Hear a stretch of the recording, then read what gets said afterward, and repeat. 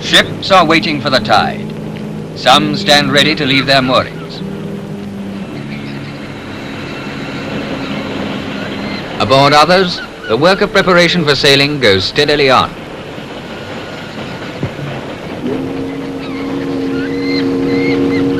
Some will carry cargoes across the world. Others will be taking people, sometimes whole families, to new experiences in faraway places.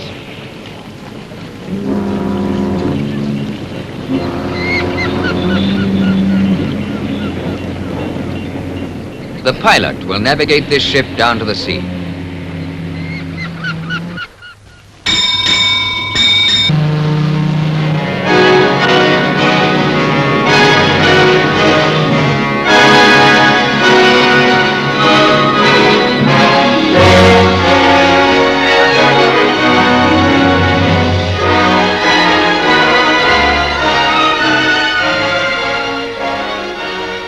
Other experts, the men of the tugs, nurse the ship as she maneuvers out.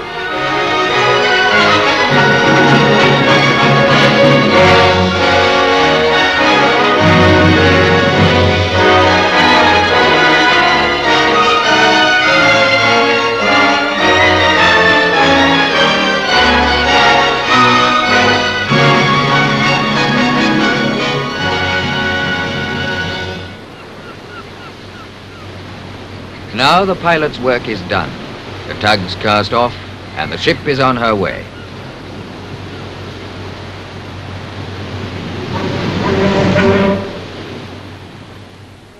At sea, the passenger liner becomes a family hotel with every amenity.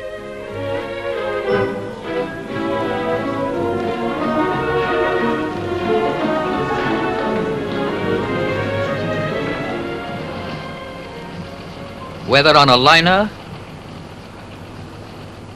or on a cargo vessel, everything and everyone aboard her is in the care of the ship's company.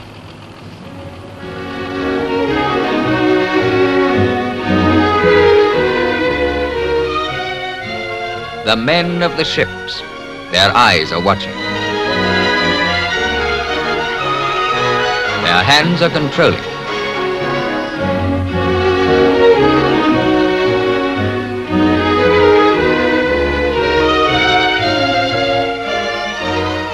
And delicate instruments aid them to keep watch and maintain control of their charge.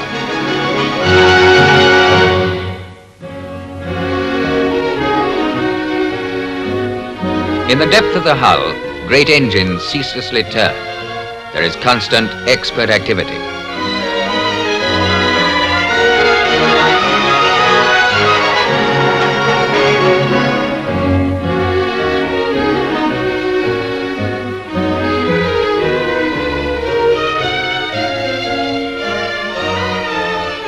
Each man has his own responsibility.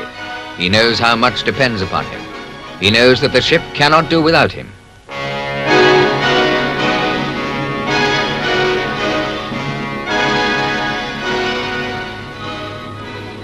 And for the benefit of all on board, even the daily menu is a matter for careful planning. The needs and comforts of daily life must be provided for without monotony.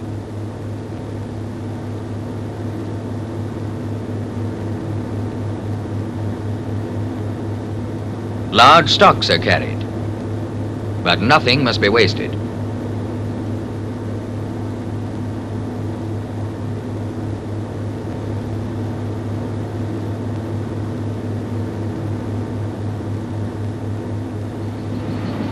Hygiene is essential in the close-knit community of a ship's company and her passengers.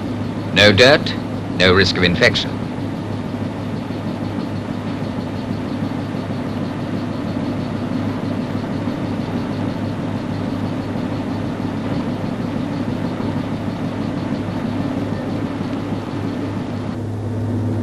In the skilled hands of the ship's surgeon and his staff lies the responsibility for the health and medical care of everyone aboard. Of course, for most people, the voyage passes without anything worse than, perhaps, a little sunburn.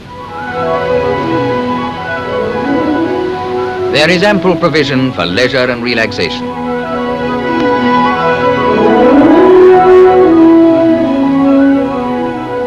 To the passengers on a good ship, the voyage seems to pass like a carefree dream.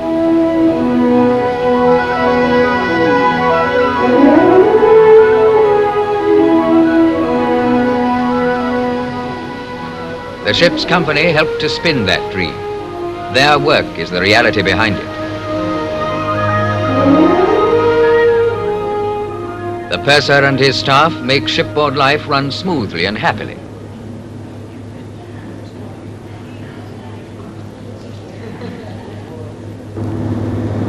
The chief engineer and his engine room company keep the ship moving. The captain keeps a watchful eye over all, for he is responsible for the well-being of the ship as a whole, while the chief officer and the deck department maintain and navigate her.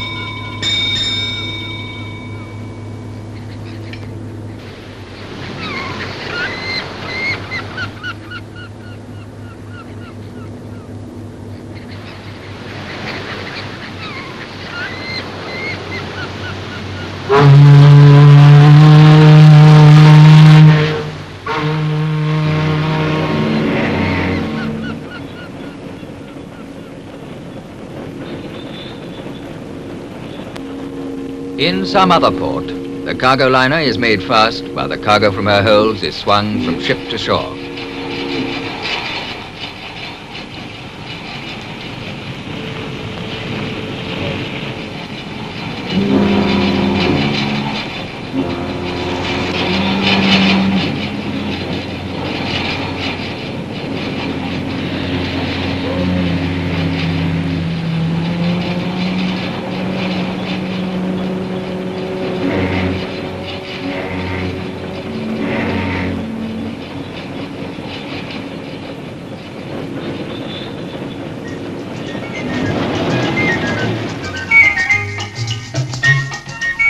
Sightseers from the passenger ship grasp the opportunity for a glimpse of foreign places. For many, it is a once-in-a-lifetime experience. For the ship's company, this is the background of their seagoing lives. The world in all its variety becomes their homeland. Wherever they are, they make new friends and meet old ones, and store away memories to enrich their future years. Dressed in their shore rig, they are perfectly at home in foreign lands, and usually manage to master a bit of the language.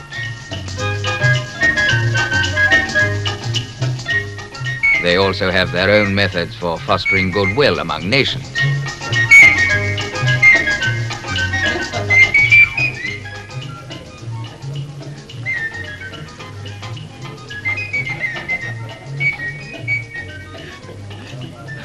Aboard ship, the officers form a community that creates its own social atmosphere.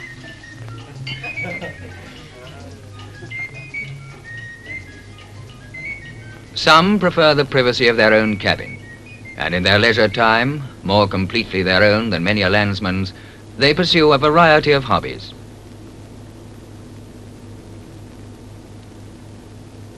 The hands and eyes to which so much responsibility is entrusted are busy off-duty too.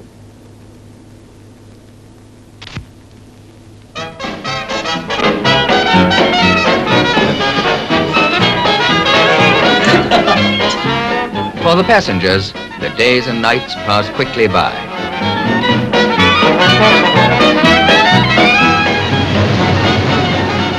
A dream encompassed by the unfathomable sea. But for the men of the ships, this is no dream. This is life itself, life in its most active, fascinating and worthwhile form. A life without which our world would virtually come to a standstill.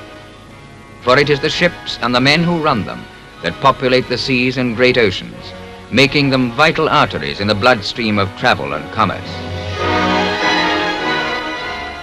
Out at sea, far away from the confinement of cities, the reality of the job springs to life. It has a purpose. This, indeed, is the life for a man.